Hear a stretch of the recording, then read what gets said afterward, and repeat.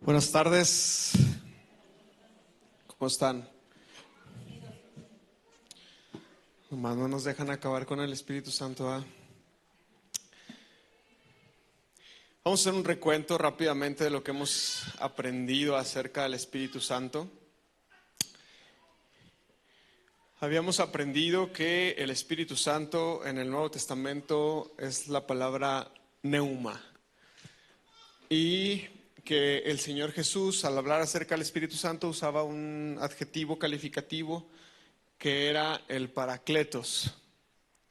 Y habíamos aprendido que en ese sentido el Parakletos tenía varias significados, interpretaciones o formas de acercarnos al texto en el Nuevo Testamento. Y es que Él era un consolador, un abogado defensor, un compañero, alguien que sostiene, alguien quien alienta, quien está presente.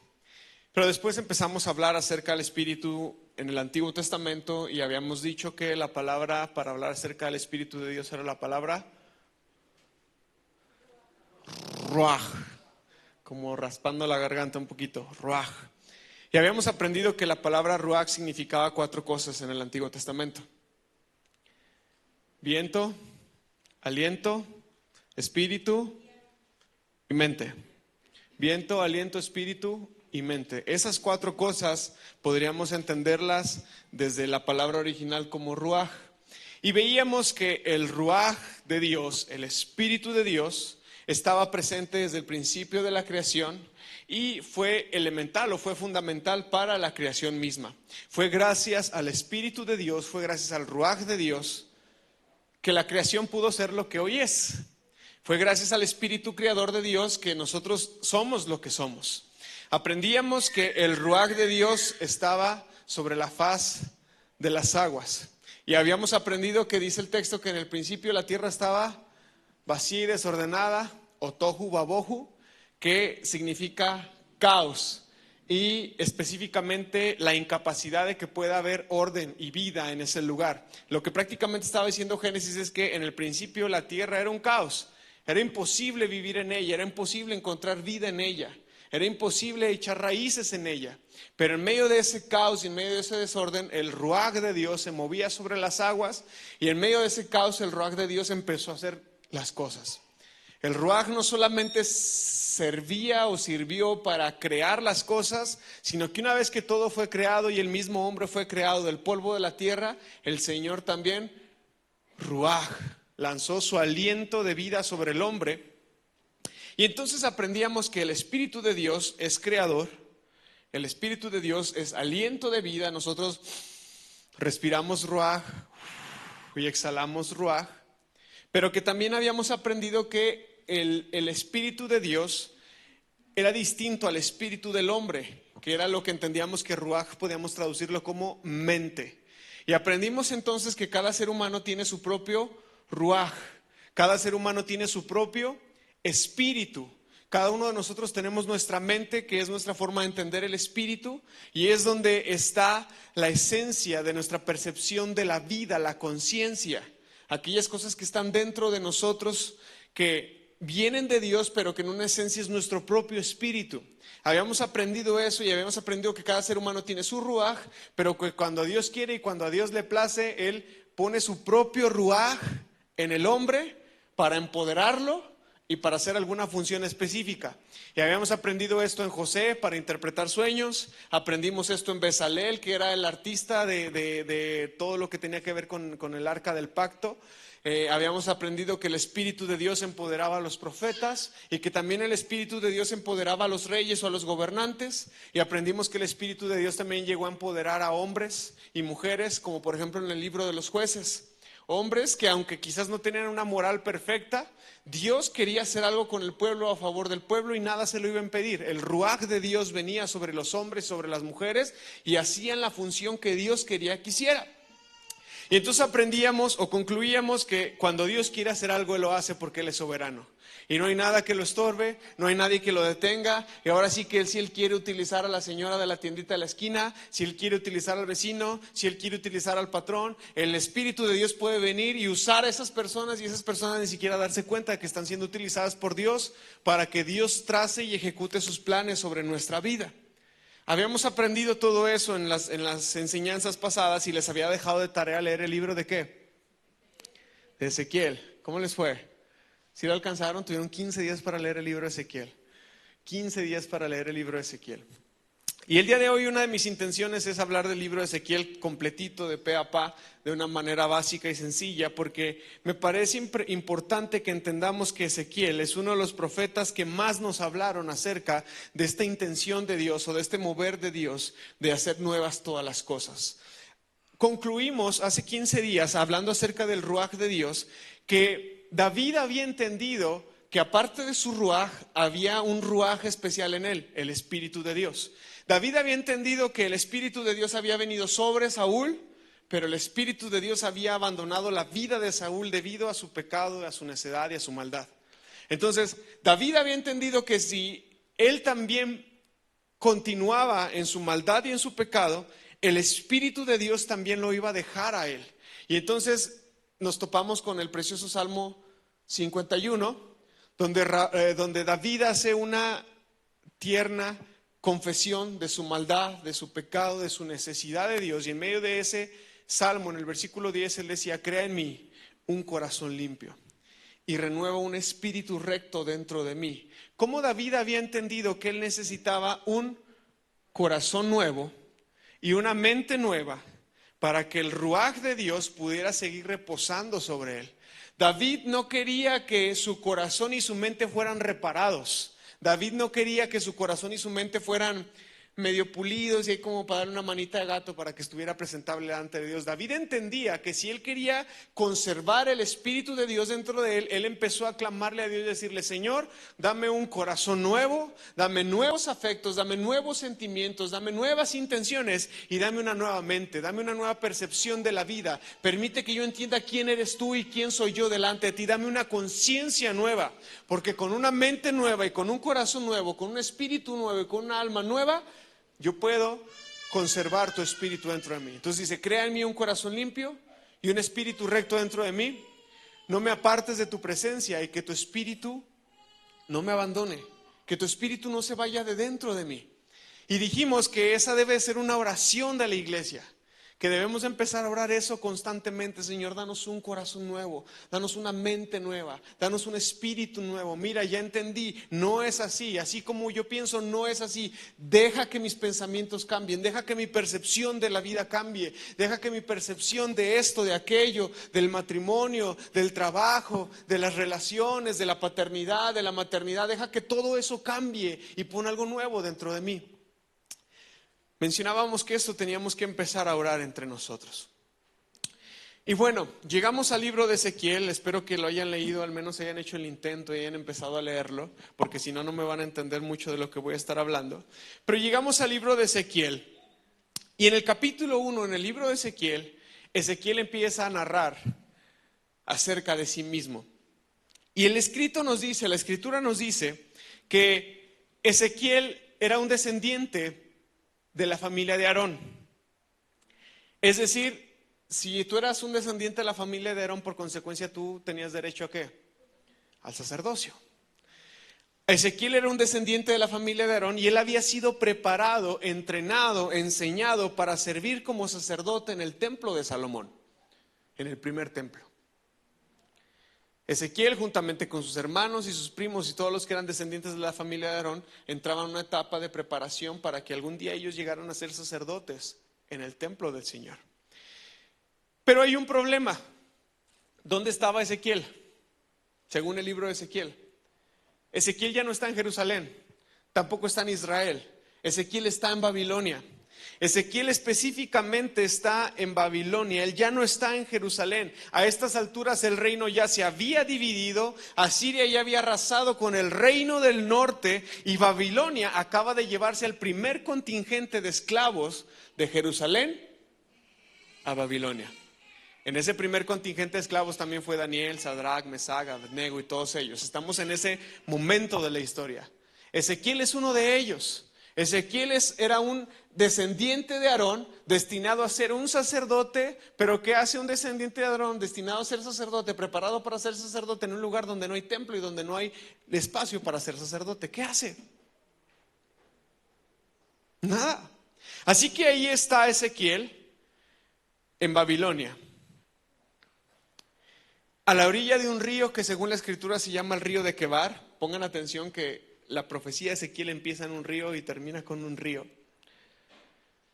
Y él está ahí en un canal de riego, en una especie de riego, cumpliendo sus 30 años, la edad en la que Ezequiel debería de ser instalado como sacerdote en el templo. Ezequiel está ahí y en medio de esa situación o esa condición de estar en Babilonia, lejos de Jerusalén, en la edad propia para ser sacerdote, pero sin estar en Jerusalén para ser el sacerdote, ahí Ezequiel empieza a tener una visión de muchas visiones, y esa primera visión es la que nosotros encontramos en el capítulo 1, que es realmente asombrosa y fascinante por donde ustedes la quieran ver. Ezequiel empieza a ver a 4 seres vivientes con una cabeza que tiene 4 rostros, y estos seres vivientes están llenos de alas y tienen como una especie de ruedas que tienen giros como transversales hacia derecha, izquierda, al centro de atrás, y Ezequiel empieza a ver que encima de ellos hay una plataforma que sostiene un trono, y encima de ese trono hay una persona o hay algo que es semejante a los hombres. Ezequiel, en pocas palabras, empieza a ver la gloria de Dios. Ezequiel empieza a ver la manifestación de Dios y él empieza a tener una visión sumamente importante, porque todo el peso de la presencia y la santidad de Dios es asombrosa en esta visión. Él está viendo a estos 4 seres con alas volando entre sí, con 4 caras, con ruedas debajo de ellos, sosteniendo una gran plataforma que contenía el trono mismo de Dios.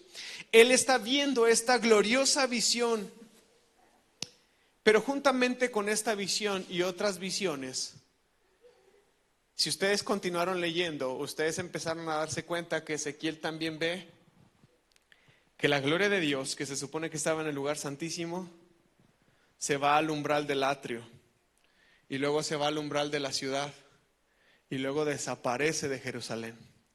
La gloria de Dios abandona el templo. Así que si usted se pregunta que si Dios puede abandonar algo que Él consagró para sí mismo, sí, la respuesta es sí. La gloria de Dios, Dios mismo abandona el templo y abandona a su pueblo. Todo esto lo vemos ahí del capítulo 1 hasta el capítulo 11 de Ezequiel. Ezequiel ve esta gloriosa visión, pero junto a ello ve cómo esa gloria y la presencia de Dios abandona el altar, abandona el templo, abandona la ciudad y se va. Si pudiéramos considerar esta escena, hermanos, es importante este tema, porque sin la presencia de Dios en el templo o sin el templo, el pueblo no es nada. Recordemos que en el Antiguo Testamento Dios habitaba ¿dónde? En el templo. El pueblo por eso se jactaba mucho, porque decía, mientras tengamos templo y mientras la presencia de Dios esté entre nosotros, hagamos lo que sea, no pasa nada. Pero sin la presencia de Dios y sin el templo, ¿quién era el pueblo? No tenía identidad, no tenía alguna característica que lo diferenciara de los demás. Es como si a nosotros como mexicanos vinieran y nos quitaran la bandera mexicana, nos quitaran nuestro símbolo, nuestra identidad, nuestra patria, nuestra nacionalidad. ¿Me está entendiendo un poquito las dimensiones de la profecía que Ezequiel está teniendo? Y bueno, desde el capítulo 1 hasta el capítulo 11, juntamente con estas visiones, Ezequiel empieza a tener algunas acusaciones contra Israel. Pero antes de seguir avanzando, quiero invitarte a que oremos para que el Señor pueda abrir nuestro corazón un poco a entender algunas cosas que Ezequiel quería dejarnos para nosotros hoy. Señor, te damos gracias en esta tarde por la oportunidad que nos das de congregarnos, por la oportunidad que nos das de que la Escritura sea abierta y sea expuesta en nosotros. Señor, te rogamos que tu Espíritu, el cual mora en nosotros, porque hemos decidido poner nuestra fe y nuestra confianza en ti, que tu Espíritu abunde en nosotros y nos traiga sabiduría y revelación. Abre nuestros ojos espirituales. Y como mencionábamos hace un momento, renueva nuestra mente, renueva nuestro corazón. Permítenos ver las cosas de una manera distinta, de una manera nueva. Permítenos ver las cosas como tú las ves y en consecuencia vivir agradándote a ti, Señor. Es nuestra oración en el nombre de Jesús, Señor. Amén. Bueno, ahí está Ezequiel. Un joven de 30 años, listo para tomar el sacerdocio, pero sin Jerusalén, sin el templo. Así que específicamente Dios dice, bueno, no vas a ser sacerdote, pero vas a ser profeta mío. Dios llama a Ezequiel a ser un profeta. Pero la tarea de Ezequiel es muy difícil, porque Ezequiel debe de acusar a Israel y a Judá por quebrantar el pacto con Dios. Ezequiel tiene que decirle a Israel, hey, eres idólatra.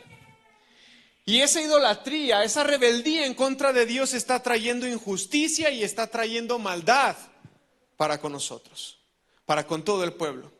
¿Sabes qué, Israel? Debido a tu idolatría y debido a tu maldad hay una destrucción que es inminente en contra de ti. Lo que viene en contra de ti, Israel, ya no se puede evitar, ya no hay vuelta atrás. Las cosas que vienen en contra de ti van a suceder. A diferencia de los otros profetas que sí estaban como dando advertencias, el Señor le da una voz a Ezequiel para traer malas noticias.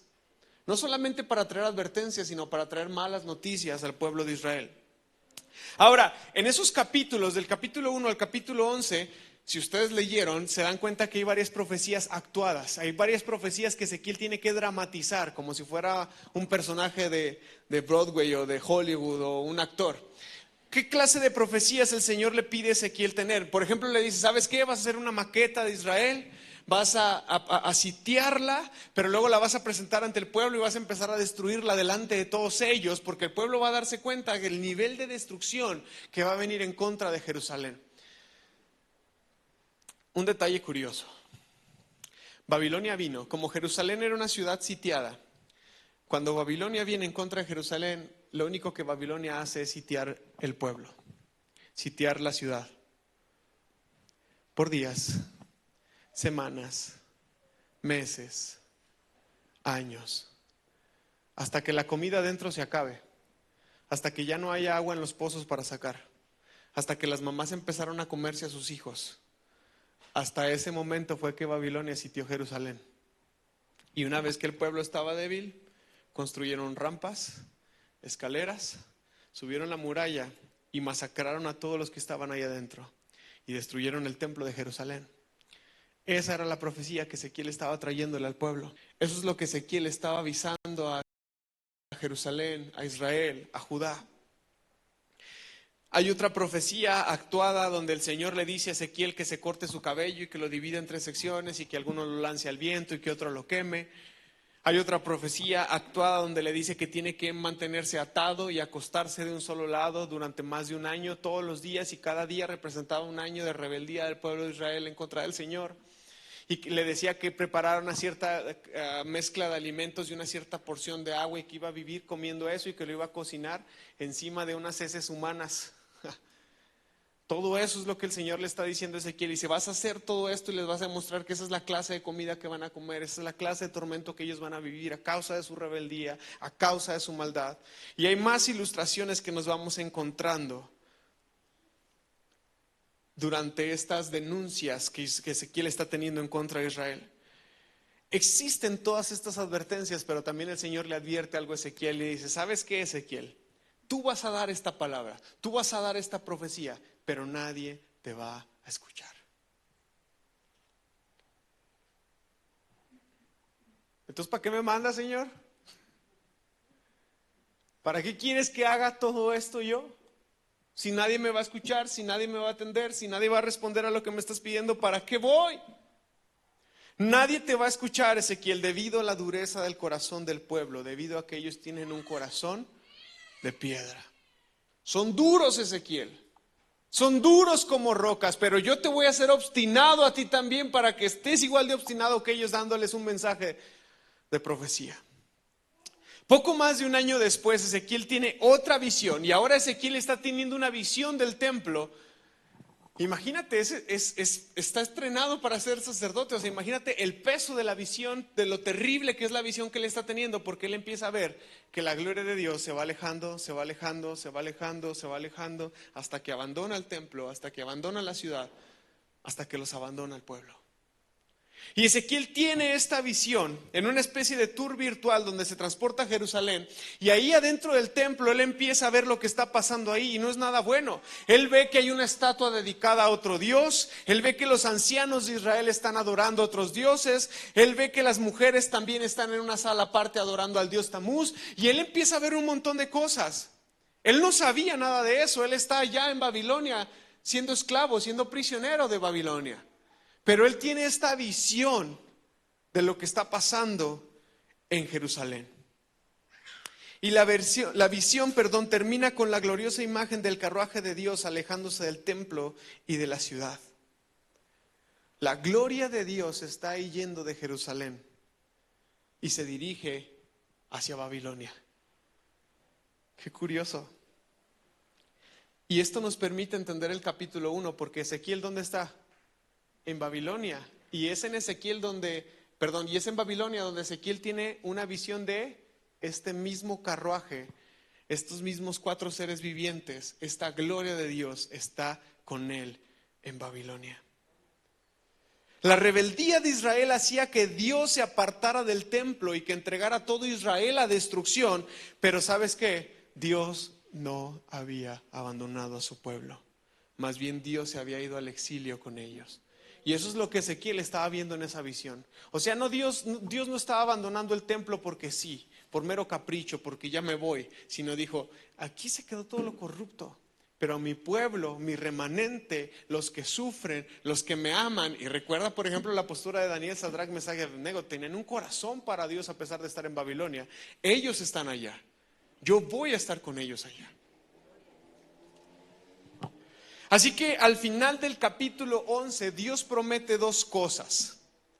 Dios promete que Él va a traer a su remanente de vuelto a Israel, a Jerusalén, y los va a instaurar en ese lugar. Y Dios dice que Él va a cambiar su corazón de piedra y les va a dar un corazón nuevo, un corazón tierno, un corazón compasivo. Les va a dar un corazón de carne para que después de todo ello ellos realmente puedan amar y seguir y servir a Dios.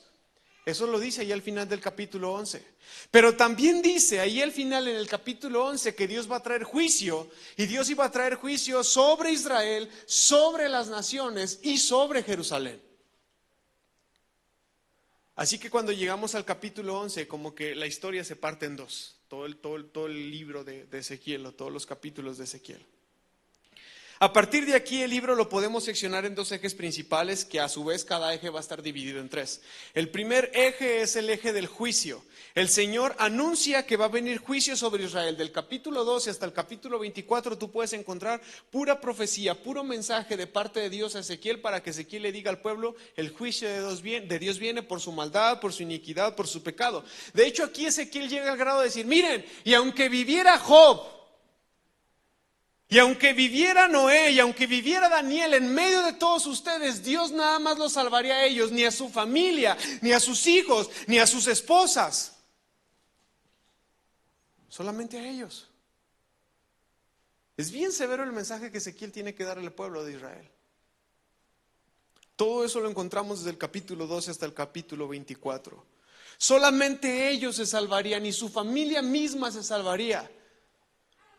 Y si seguimos avanzando de los capítulos 25 hasta el capítulo 32, vemos también cómo el Señor utiliza a Ezequiel para anunciar el juicio, ya no solamente sobre Israel, sino también un juicio sobre las naciones.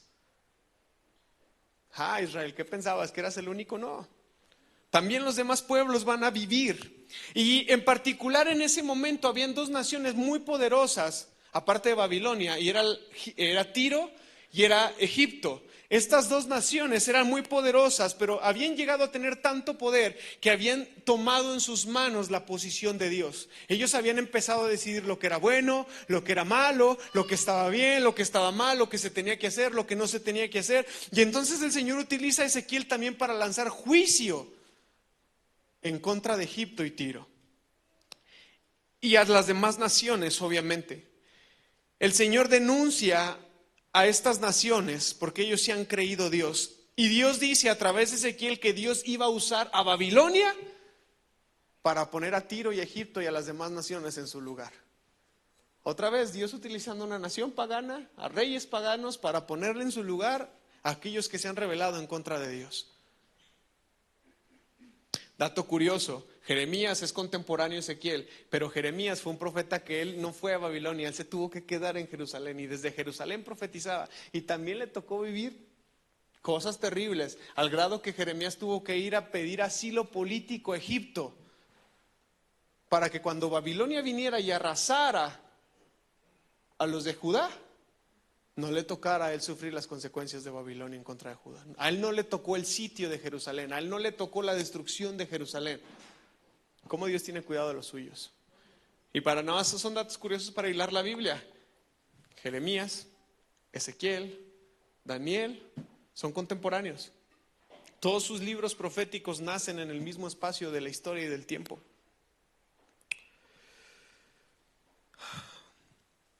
Y en el capítulo 33, dijimos ya que había juicio sobre Israel del capítulo 12 al 24 y luego juicio a las naciones del capítulo 25 al 32. Y en el capítulo 33 específicamente, Ezequiel recibe a un centinela, a un mensajero que viene y le dice: ¿sabes qué?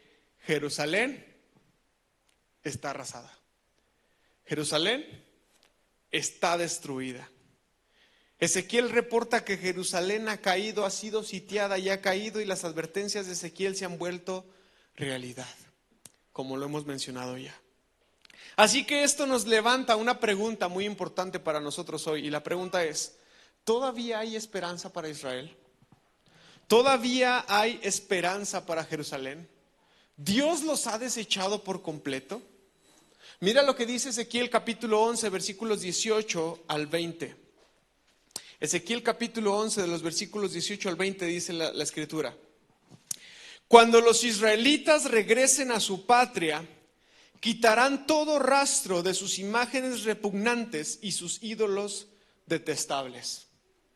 Les daré integridad ¿de qué? De corazón, de alma. Y pondré ¿un qué? Un espíritu nuevo dentro de ellos. Les quitaré su terco corazón de piedra y les daré un corazón tierno y receptivo para que obedezcan mis decretos y ordenanzas. Entonces verdaderamente serán mi pueblo y yo seré su Dios. Hermano, si usted no dice amén a eso, yo no sé a qué tiene que decir amén.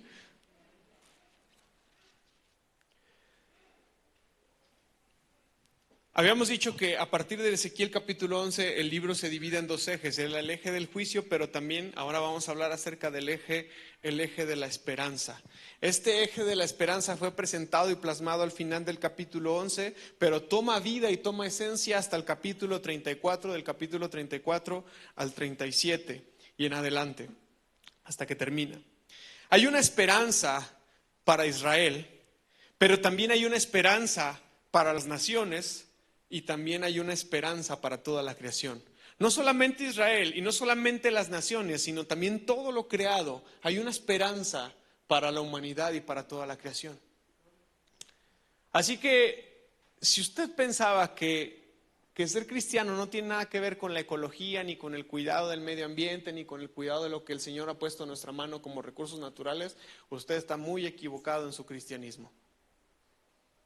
Yo he sido muy insistente en eso. Si alguien tiene que tener conciencia ecológica y ambiental, debemos de ser nosotros.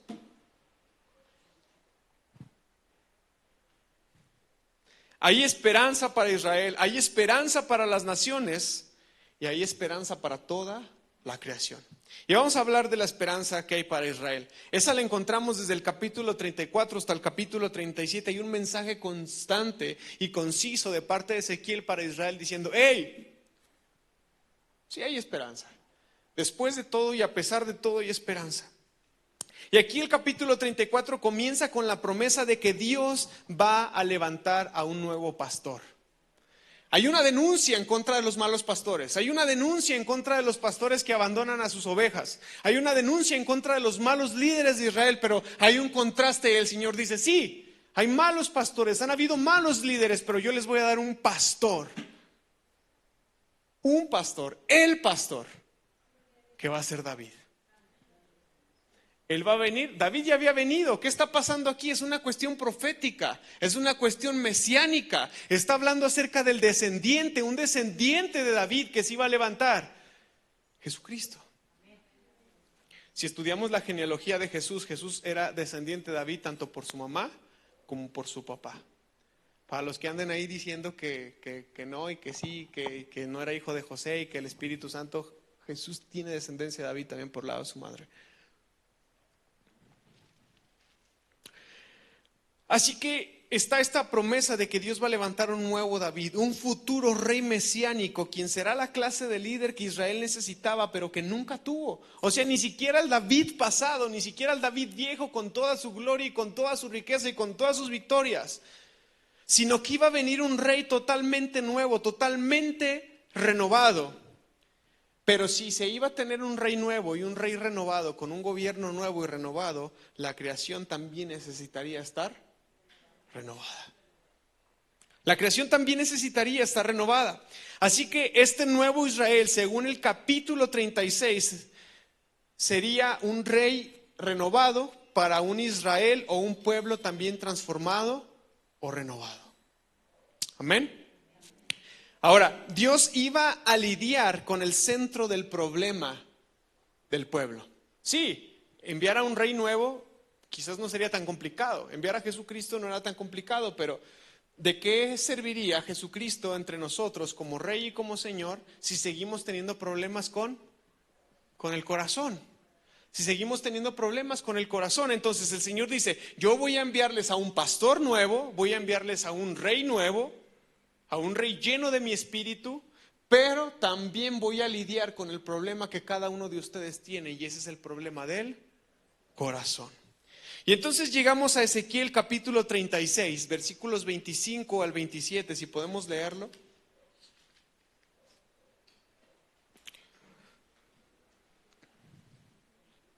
¿Qué dice? Ezequiel 36, versículos 25 hasta el 27 dice, entonces los rociaré con agua pura y quedarán limpios. Lavaré su inmundicia y dejarán de rendir culto a ídolos. Les daré un corazón nuevo y pondré un espíritu nuevo dentro de ustedes. Les quitaré ¿qué? Ese terco corazón de piedra y les daré un corazón tierno y compasivo.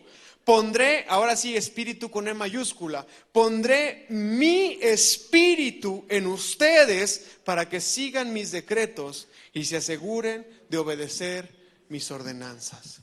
Porque una cosa es el espíritu del hombre, y está diciendo que el Señor va a renovar el espíritu del hombre, nos va a dar un espíritu nuevo, pero encima de eso, ya no solamente el rey, ya no solamente los profetas, ya no solamente los artistas como Bezalel, sino que ahora todo el pueblo iba a tener la posibilidad de concebir, de tener dentro de sí al espíritu con E mayúscula, al Ruaj de Dios. Y ese es el nuevo pacto. En el antiguo pacto, el Señor había dado sus decretos, había hecho su pacto al pueblo a través de unas tablas de piedra. El Señor había dado mandamientos al pueblo, pero el pueblo era incapaz de seguir los mandamientos de Dios porque tenían un corazón de piedra. Pero el Señor dice, ahora no solamente les voy a enviar a un rey ungido, no solamente les voy a enviar a un Mesías, no solamente les voy a dar la promesa que tanto han esperado, sino que también voy a dar la solución a sus problemas para que ustedes también puedan ser una creación nueva y renovada. Les voy a dar mi espíritu. Les voy a dar mi ruaj.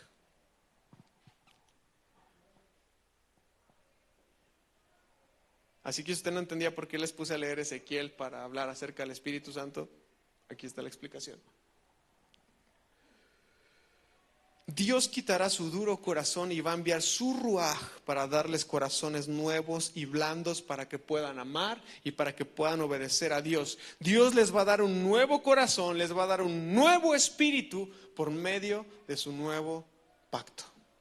Y esto es en Jesucristo, hermanos. Eso se hace en Jesucristo. Así que Ezequiel prevé que solo podemos estar completamente aptos para Dios si el Señor nos hace nuevos. Repite esto conmigo. ¿Solamente podemos estar aptos para Dios? Si el Señor nos hace nuevos. Si el Señor nos hace completamente nuevos. Y eso es exactamente lo que David estaba orando en el Salmo 51. David empieza a decirle, Señor, dame un nuevo corazón, dame una nueva mente, haz esto nuevo, porque solamente estando esto nuevo, tu espíritu puede seguir estando depositado dentro de mí.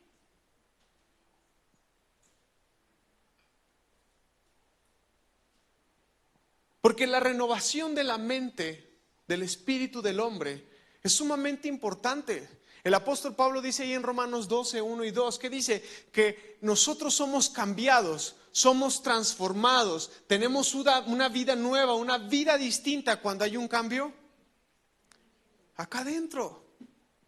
Hay cosas que jamás te van a hacer clic en la vida hasta que no lo proceses de manera intelectual y en el corazón. No importa cuánto te lo digan, no importa cuánto te lo impongan, no importa cuánto te digan que no, o no importa cuánto te digan que sí, hasta que tú no proceses ese cambio, hasta que no hay un cambio acá adentro, y acá adentro va a haber un cambio en nuestra forma de vivir.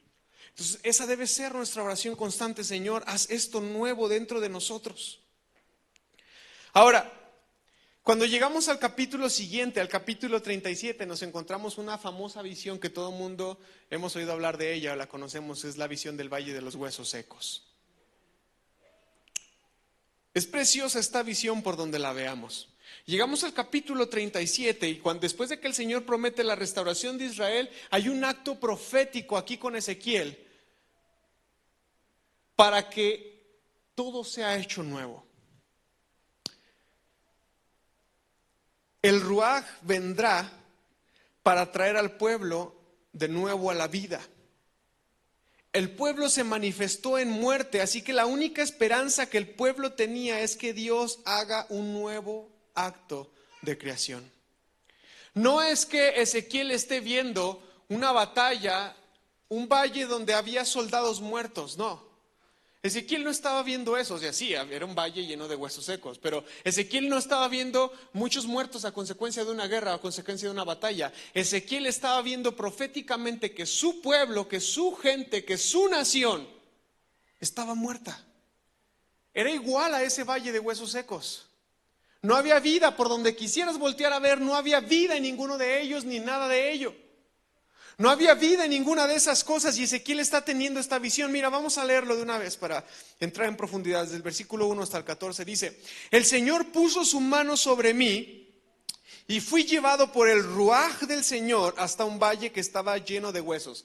Fue una visión, se teletransportó. No lo sabemos, Dios tiene el poder para hacer cualquiera de esas cosas. Lo importante es que Ezequiel está teniendo esta visión. Él llega a un valle que estaba lleno de huesos secos. El Señor me condujo por entre los huesos que cubrían el fondo del valle. Estaban desparramados en el suelo por todas partes y completamente secos. Luego me preguntó: hijo de hombre, ¿podrán estos huesos volver a convertirse en personas vivas? Imagínate. ¿Podrá tu pueblo, podrá tu nación, podrá tu gente? Y yo te hago esta pregunta: ¿podrá tu familia, podrá tu cónyuge, podrá tu descendencia, podrán tus hijos, podrás tú mismo volver a convertirte en una persona viva? ¿Podrán? ¿Podrán? Oh Señor soberano, respondí, solo tú sabes la respuesta. Entonces el Señor me dijo: mira, Ezequiel, anuncia un mensaje profético a estos huesos y dile a tu pueblo, dile a tu gente, dile a tu nación: huesos secos, escuchen la palabra del Señor. Esto dice el Señor soberano: atención, pondré ruaj, pondré aliento dentro de ustedes y haré que vuelvan a vivir. Les pondré carne y músculos y los recubriré con piel, Pondré ruaj en ustedes y vivirán. Entonces sabrán que yo soy el Señor. Así que yo anuncié ese mensaje tal como él me dijo. De repente, mientras yo hablaba, se escuchó un ruido, un traqueteo por todo el valle. Se empezaron a juntar los huesos de cada cuerpo y volvieron a unirse hasta formar esqueletos enteros. Y mientras observaba, vi que se formaron músculos y apareció carne sobre los huesos. Después se formó piel para recubrir los cuerpos, pero aún no tenían ruaj de vida. ¿A qué les recuerda esa escena? Génesis, que el Señor hace al hombre del polvo de la tierra, pero una vez que lo terminó de crear todavía no tenía vida. Versículo 9, luego me dijo: hijo de hombre, anuncia un mensaje profético a los ruajot, o a los vientos. Recuerden que viento también es ruaj. Aquí Ezequiel está haciendo un juego de palabras muy precioso. Paréntesis. Hermanos, la cultura hebrea usa mucho el canto y la poesía. La mayoría de los libros proféticos están escritos en prosa, porque son poesía, son cantos. Por eso vas a encontrar muchísimas metáforas en la profecía, y es una irresponsabilidad de nuestra parte tomar muchas profecías como literales, porque es poesía. Como cuando tú le dices a tu mujer, tus labios son como el sol que quema. No es que sus labios son un sol, solamente estás describiendo. Me estoy explicando por qué es poesía. De la misma manera los textos proféticos están escritos en poesía, la gran mayoría de ellos. Y aquí hay un juego de palabras hebreas, que es la palabra ruaj. Hay un juego ahí para estar rimando, para estar haciendo consonancia. Y entonces continuamos con esto. Y les dice, luego me dijo, hijo de hombre, anuncia un mensaje profético a los rujaots, anuncia un mensaje profético y di, esto dice el Señor soberano, ven, oh ruaj, ven de los 4 ruajots y sopla en este cuerpo muerto para que vuelva a vivir. Así que yo anuncié el mensaje como él me ordenó, y entró ruaj en los cuerpos, y todos volvieron a la vida y se pusieron de pie, y era un gran ejército. Luego me dijo, hijo de hombre, estos huesos representan al pueblo de Israel. Ellos dicen, nos hemos vuelto huesos viejos y secos, hemos perdido toda esperanza, nuestra nación está acabada. ¿Sabes desde dónde decían esto el pueblo? Desde Babilonia. No hay esperanza, no hay Dios, somos como huesos secos. Por lo tanto, profetiza y diles, esto dice el Señor soberano, oh pueblo mío, abriré las tumbas del desierto y haré que te levantes. Luego te regresaré a la tierra de Israel. Cuando eso suceda, pueblo mío, sabrás que yo soy el Señor, y pondré mi ruaj, no es tu ruaj ni es tu aliento, voy a poner mi ruaj con E mayúscula, mi espíritu, el espíritu de Dios otra vez, y pondré mi espíritu, mi ruaj en ti. Volverás a vivir y regresarás a tu propia tierra. Entonces sabrás que yo el Señor he hablado y que he cumplido mi palabra. Sí, el Señor ha hablado.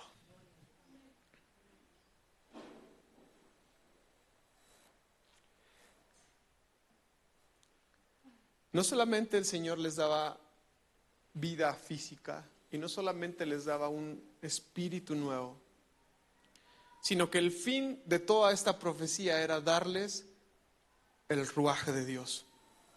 Que este pueblo que se consideraba muerto, como huesos secos, sin esperanza, no solamente volviera a la vida, no solamente volviera a sentir esperanza y vida, sino que fuera lleno del Espíritu de Dios, del ruaj de Dios, para vivir como Dios quería y esperaba que ellos vivieran.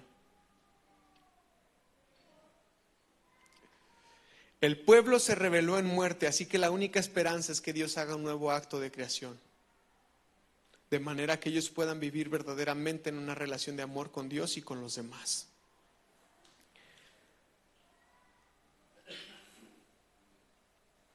Ahora, después de que Dios promete un nuevo rey, un nuevo Mesías, y después de que el Señor promete que va a renovar a su pueblo y va a poner su espíritu en su pueblo, hay que hacernos la pregunta, ¿y qué va a pasar con el resto de las naciones? ¿Qué va a pasar con el templo abandonado? ¿Qué va a pasar con esas naciones malvadas y perversas? ¿Qué hay con ellas? Y bueno, los capítulos 38 al 39 tienen una escena muy interesante, muy interesante.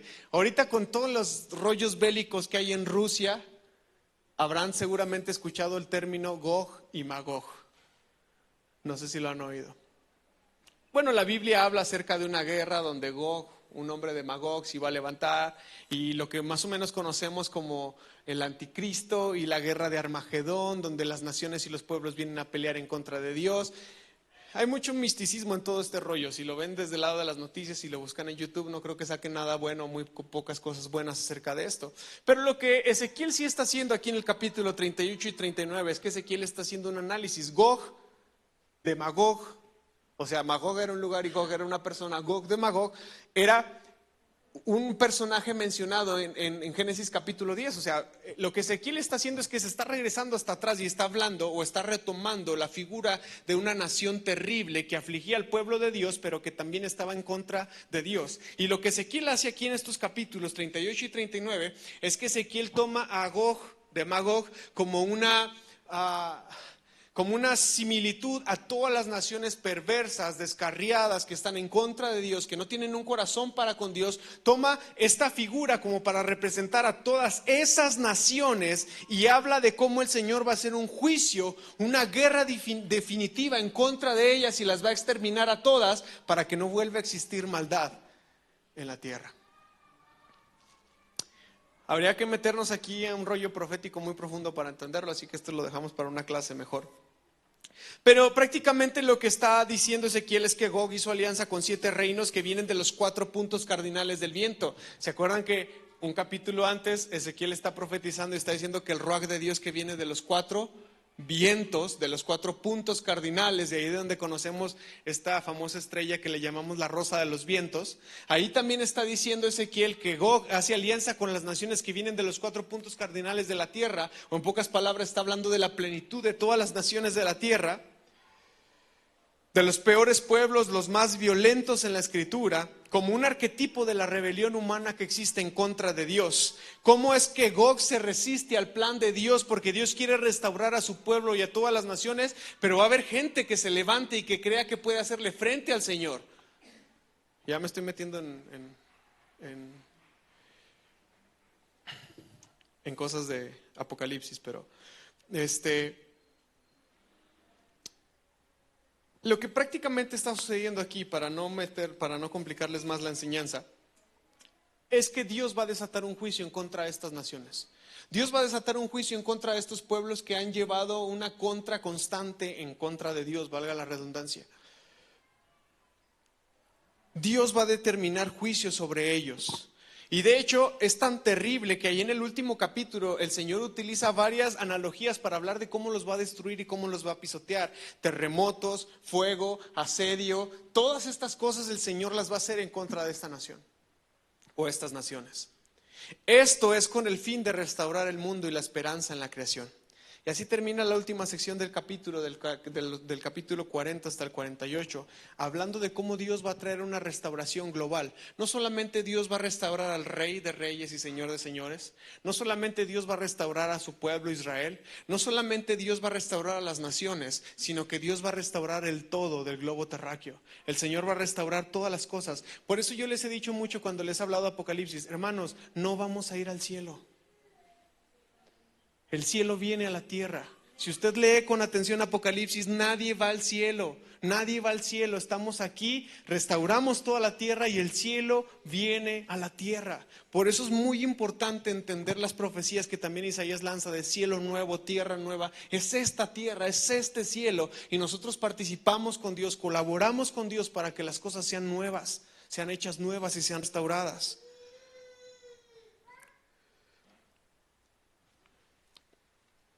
En el capítulo 40 al 48, cuando habla acerca de la restauración global, y ya empiezo a terminar, Ezequiel empieza a ver un nuevo templo. Si antes Ezequiel ve cómo la gloria de Dios abandona el templo y cómo el templo queda destruido, ahora Ezequiel empieza a tener una visión de un nuevo templo. Y parece ser que tiene un tour virtual porque los lleva por todas las habitaciones de sacrificio, las habitaciones de los sacerdotes, las habitaciones de estos, las habitaciones de aquello, el lugar santo, el lugar santísimo, el atrio. Ezequiel empieza a ver todo el templo. Es un nuevo templo, es un templo más grande que el de Salomón, no es el mismo templo, es más glorioso, es más ostentoso el templo. Y Ezequiel tiene esta visión del nuevo templo y Ezequiel ve en esa visión que la gloria de Dios viene del oriente, regresa de Babilonia y reposa en el nuevo templo. A Ezequiel le tocó ver cómo la gloria abandonaba el templo, pero ahora a Ezequiel le toca ver cómo la gloria de Dios regresa y reposa en el nuevo templo. Pregunta, ¿es literal o no es literal? Hay una lucha aquí terrible, y solamente lo menciono como un paréntesis, entre si es literal o no es literal, si se va a reconstruir un tercer templo o no se va a reconstruir, si esto tiene que suceder de manera literal o no tiene que suceder de manera literal. También lo dejamos para otra ocasión. Pero yo te voy a hacer otra pregunta más profunda. ¿Es literal o no es literal? Pregunta, ¿habrá un nuevo templo o será acaso que nosotros somos el nuevo templo? ¿Me escucharon la pregunta? ¿Qué dice Ezequiel 43:7?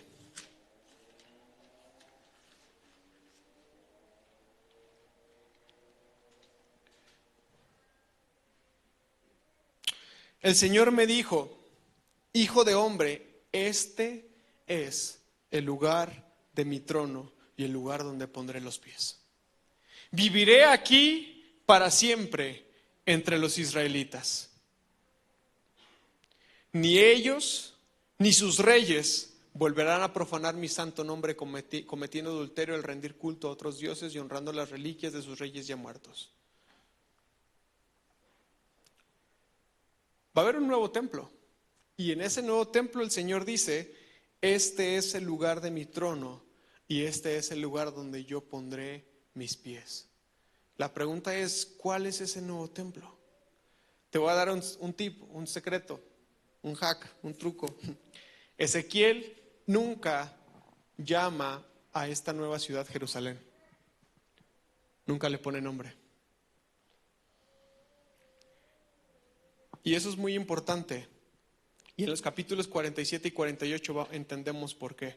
Vamos a Ezequiel 47 y vamos a leer del versículo 1 al 12.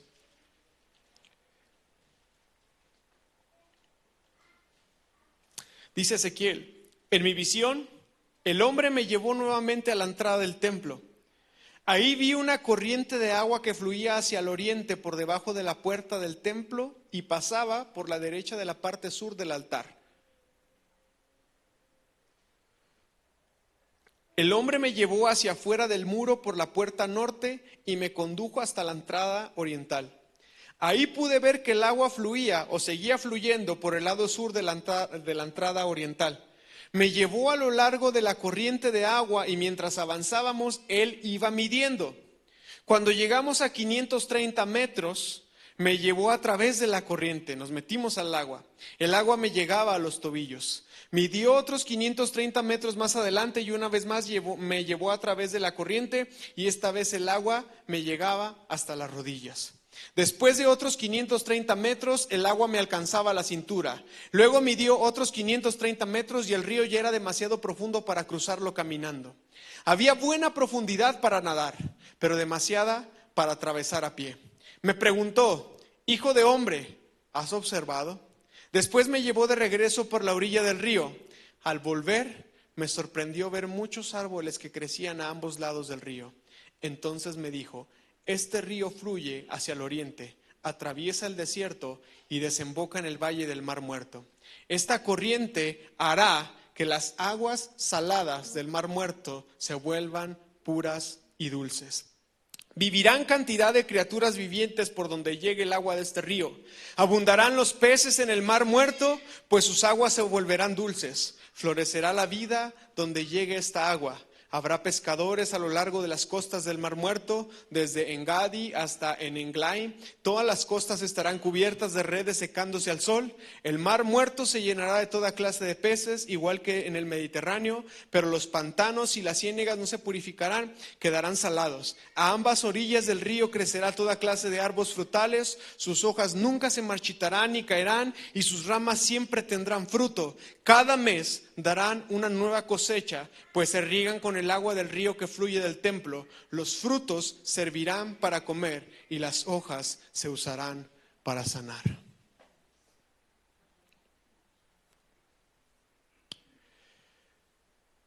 Explico.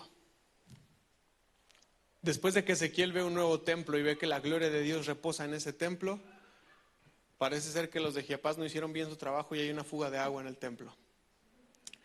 El agua empieza a fluir, sale del altar, pasa por la puerta, por la otra puerta y corre hacia el oriente. Y entonces ahí va el guía turístico de Ezequiel junto con Ezequiel y empiezan a caminar. Ven que la cantidad de agua es bastante, y conforme van caminando, el agua es más y más y más y más. Llegan a un punto en el que ya no se puede avanzar dentro del agua, pero el guía turístico de Ezequiel le dice, hey, ¿te diste cuenta? Y a lo mejor cuando leemos no nos damos cuenta. Mira, regrésate. Y cuando Ezequiel se regresa, él empieza a darse cuenta que aunque el agua está corriendo en el desierto, alrededor de ese río empieza a brotar plantas, empiezan a brotar árboles, empiezan a haber frutos, empieza a haber una tierra habitable. Cuando Ezequiel empieza a ver eso, él empieza a entender lo que está pasando. Pero te voy a dar un detalle más profundo. El guía turístico le dice a Ezequiel que esa agua llegaba ¿hasta dónde? ¿Hasta el mar muerto? Se cree que el mar muerto, juntamente con el valle que está previo al mar muerto, es la zona más árida de todo el planeta. ¿Se acuerdan de Tohu Babohu? Lo que es árido e inhabitable, donde es imposible vivir, donde es imposible echar raíces, donde es imposible habitar por el calor, porque no hay plantas, porque no hay agua, porque no hay nada para vivir. Y aún el mismo mar muerto, que está tan salado que si tú te metes flotas completamente. No hay vida ahí, no hay peces ahí, no hay algas ahí, no hay nada ahí. Pues dice la escritura que Ezequiel ve una visión donde el agua del templo llega hasta el Tohu Babohu, hasta el caos, hasta lo inhabitable, hasta lo inexistente, hasta donde hay desorden, donde no se puede vivir, y empieza a producir vida. ¿Has leído Apocalipsis, donde dice que en medio de la ciudad hay un río y hay un árbol que produce frutos cada mes, y cada fruto es para la sanidad de quién? De las naciones. Este es el río de Dios. Este es el río de Dios. Y todo lo que corre por ese río produce vida. Pero yo estoy aquí esta tarde, hermano, para decirte que tú eres el templo de Dios. Tú eres el templo de Dios. El que crea en mí, aunque esté muerto, vivirá. El que crea en mí, de su interior correrán ríos de agua viva. Si hay alguien que tiene que sanar a las naciones, si hay alguien que tiene que emanar fruto de justicia, si hay alguien de quien tiene que salir la vida para restaurar la tierra, eres tú. Si tú vives esperando que Cristo venga para que todo esto se solucione y no has puesto de tu parte, tienes una mala perspectiva del cristianismo.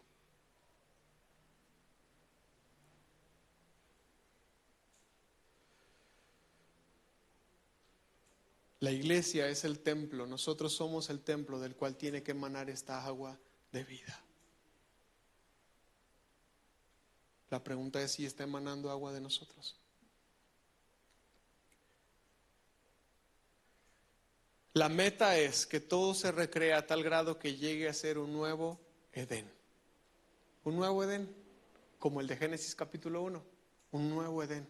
Un lugar donde todo sea renovado, restaurado para la gloria de Dios. Y termina Ezequiel, su libro profético, versículo 35, capítulo 48. Ezequiel 48, versículo 35. Fíjate cómo termina Ezequiel hablando. Dice, el perímetro total de la ciudad tendrá una extensión de 9 kilómetros con 600 metros. Y desde ese día, el nombre de la ciudad no es Jerusalén.